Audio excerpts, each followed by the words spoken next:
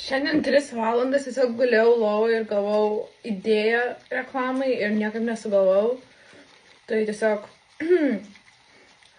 darausi dabar pusryčius 1 valandą.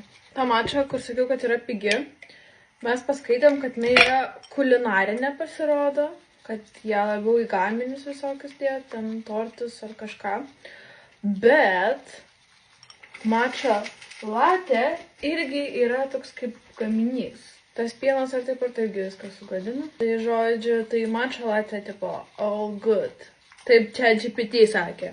Okay, turim išplaktą tą mačą. Tada turim kiaušinį, pomidorų, batoną, dešrą ir vandenį su citrina. Kaip aš išpilu pastoviai, nesuprantu.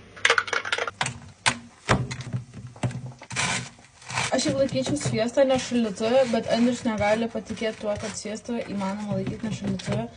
Tai dabar turiu tiesiog kankintis su juo. Šita dešra nekainuodavo anksčiau 9 centų, dabar kainuoja 2 eurai. Aš negalėjau patikėti.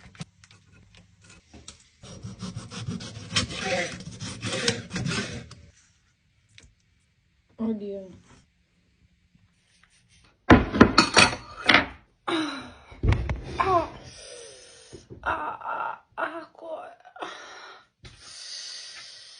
Kas yra šiandien? Skanaus.